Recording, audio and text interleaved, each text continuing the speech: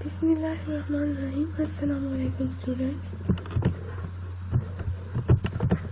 It's a second lecture from unit number 4, Living Organisms and Their Environment.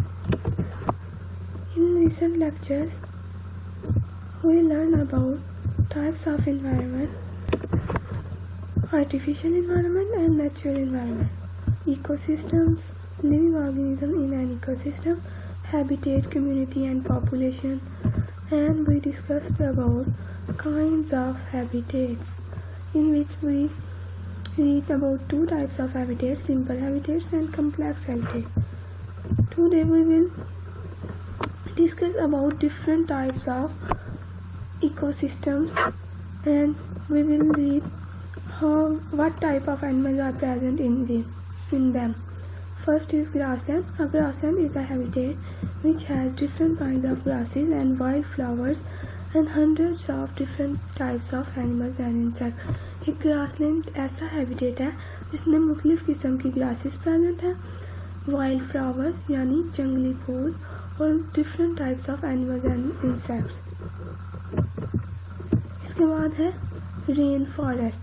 Rain forest क्या होते हैं? ये evergreen trees continuously grow and provide food in the constant warm and wet climate of tropical forest. Tropical forest ऐसे जंगलात हैं जहाँ पर हर वक्त बारिश होती रहती है, बहुत ज़्यादा वहाँ पे रेन होती है, रेन फॉलिंग है, और वहाँ पे जो ट्रीज़ हैं वो एवरग्रीन है यानी वो पूरा साल हरे भरे रहते हैं, और वहाँ पे जो फूड है वो कॉन्स्टेंटली अवेलेबल होता है, जिसकी वजह से एनिमल्स और प्लांट्स की बहुत ज़्यादा वैरायटी रेन फॉरेस्ट में रहती है.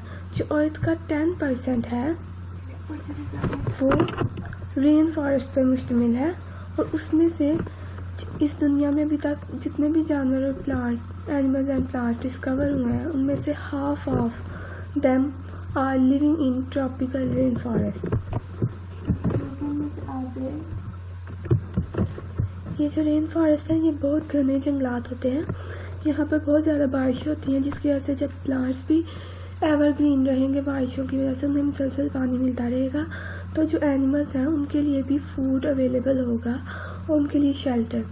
तो यहाँ पे इसके बाद आ जाता है हमारे पास डेजर्ट.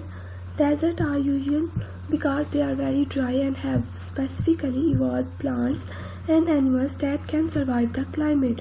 अब जो डेजर्ट है ये बहुत ड्राई एरिया होता है, यहाँ पे एनिमल्स और प्लांट्स के लिए सर्वाइव करना बहुत मुश्किल है, लेकिन यहाँ पे जितने भी एनिमल्स और प्लांट्स डेजर्ट्स में रहते हैं उनके पास ऐसी अडेप्टेशंस हैं, वो इस तरह से इवॉल्व हैं, उनकी ऐसी कैरेक्टरिस्टिक्स हैं कि वो बआसानी यहाँ पर सर्वाइव कर जाते हैं.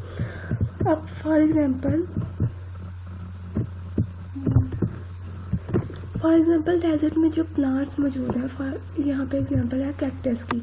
ये इस पे बहुत ज़्यादा नीडल लाइक लीव्स होते हैं. इसके लीव्स यहाँ पे आम पौधों जैसे नहीं होते, बल्कि नीडल लाइक लीव्स होते हैं. क्यों? क्योंकि इन्होंने वाटर को सेव करना होता है और इवेपोरेशन को रिड्यूस करना होता है, रेट ऑफ इवेपोरेशन. तो इसलिए इसके नीडल लाइक लीव्स होते हैं. नीडल लाइक लीव्स का सरफेस एरिया कम होता है और उससे कम वाटर लॉस होता है. और जो डेजर्ट हैं वो हॉट होते हैं during day and cool at night, यानी दिन के वक्त यहाँ पे बहुत ज़्यादा गर्मी होती है और रात को ठंडक हो जाती है. The desert is another type of habitat which is very different from a forest, और ये एक फॉरेस्ट से बहुत डिफरेंट है. और क्योंकि यहाँ पे बहुत कम बारिशें होती हैं, बहुत लिटिल रेनफॉल है, तो यहाँ पे जो सर्वाइवल है लाइफ का वो बहुत मुश्किल है. इसी लिहाज से आप देख लें कि ये रेन फॉरेस्ट से कितना डिफरेंट है. रेन फॉरेस्ट में बहुत ज़्यादा बारिश होती हैं और डेजर्ट में बहुत ज़्यादा कम बारिशें होती हैं. इसके बाद आ जाते हैं हमारे पास ओशियंस यानी समंदर. Oceans contain the greatest diversity of life on earth. Greatest diversity यानी इसमें सबसे ज़्यादा इकसाम के जो प्लांट्स एंड एनिमल्स हैं वो ओशियंस में रहते हैं. For example jellyfish, sharks, whales, sponges, seaweeds live in sea. ये चंद एग्जाम्पल्स हैं. जेलीफिश, इसके बारे में भी आपको पता होगा. शार्क, वेल, ये भी फिशेस हैं. स्पॉन्जेस ये प्लांट है, एंड सीवीड्स ये भी प्लांट की ही एक किस्म है जो समंदर की गहराई में यानी डेप्थ ऑफ ओशियंस में पाए जाते हैं. The sea provides an environment. Next ecosystem है वेटलैंड्स। अब वेटलैंड्स क्या है, इसके वर्ड से ही पता चल रहा है। वेट किसके लिए इस्तेमाल होता है, ये गीले, वेट का मतलब है गीला और लैंड्स कहते हैं ज़मीन को। तो वेटलैंड्स ऐसी ज़मीन का वो हिस्सा है जहाँ पे हर वक्त पानी मौजूद रहता है। Wetlands are area where water covers the soil और इज प्रेजेंट ईदर एट और near the surface of soil all year. अब ऐसा भी नहीं है कि जहाँ पे हर वक्त पानी रहता है, यानी समंदर और दरिया की बात नहीं कर रही, बल्कि थोड़ा थोड़ा पानी होता है, उसकी बहुत ज़्यादा डेप्थ नहीं होती। सॉइल भी बीच बीच में हमें सॉइल नज़र आ रही होती है। जैसे ये आप डायग्राम देख रहे हैं आपकी बुक में, ये एक वेटलैंड की डायग्राम है। यहाँ पे आपको पता चल रहा होगा कि हर तरफ पानी ही पानी है, लेकिन कहीं कहीं आपको ये सॉइल भी नज़र आ रही है। Wetlands cover over 6% of earth surface. ज़मीन का 6% हिस्सा यानी 6% वेटलैंड्स हैं। They include marshes, swamps, waterlogged forest, rivers and deltas. यानी कि जितनी भी दलदली इलाके हैं वो सब वेटलैंड्स में आते हैं। यहाँ मार्शेस, स्वैम्प, ये ऐसे इलाके हैं जहाँ पे मिट्टी के साथ साथ कीचड़ हर वक्त मौजूद होता है और इनको हम मार्शेस कहते हैं। Many wetlands contain a large diversity of species including birds, mammals, reptiles, insects, amphibians and plants। यानी कि all type of animals present है यहाँ पर, बर्ड्स भी, मैमल्स भी, एम्फीबियंस भी, रेप्टाइल्स भी और बहुत से प्लांट्स भी। अब ये जो स्वैम्प है ये वेटलैंड की ही एक एग्जांपल है। ये ऐसा वेटलैंड है जहाँ पे जो प्लांट्स हैं वो वुडी प्लांट्स हैं या फिर ट्रीज, यानी कि इनकी स्टेम्स ग्रीन नहीं है बल्कि वुडी प्लांट्स प्रेजेंट है इसमें।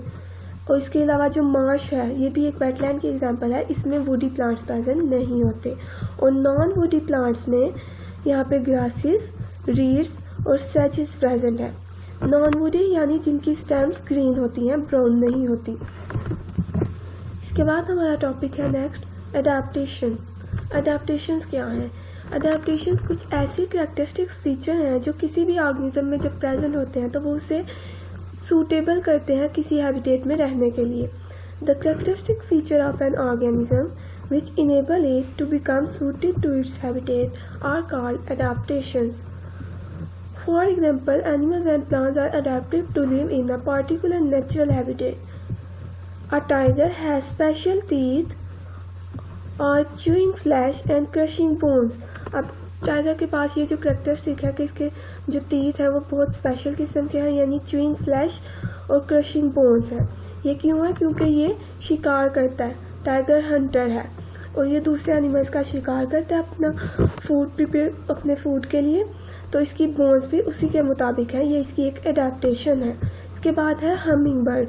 हमिंग बर्ड एक परिंदा है जिसकी चोंच बहुत लंबी होती है और ट्यूब लाइक बीक है इसकी। और ऐसी बीक क्यों है? क्योंकि ये नेक्टर को सक करता है फ्लावर से, यानी फूलों का रस। A frog tongue is sticky for catching insects. जबकि एक जो मेंढक है फ्रॉग, खास तौर पर ये उन मेंढक की बात की जा रही है जो ट्री फ्रॉग्स हैं, यानी कि जंगलों में रहते हैं और दरख्तों पर। टंग इज स्टिकी, इनकी जुबान बहुत स्टिकी होती है। फॉर कैचिंग इंसेक्ट्स, क्यों? क्योंकि ये इंसेक्ट्स पे फीड करते हैं, इन्होंने अपनी जुबान के साथ, टंग के साथ इन इंसेक्ट्स को कैच करना होता है। And a fish has fins to swim in water. और फिश की एडेप्टेशन ये है कि उसके पास फिन्स प्रेजेंट है।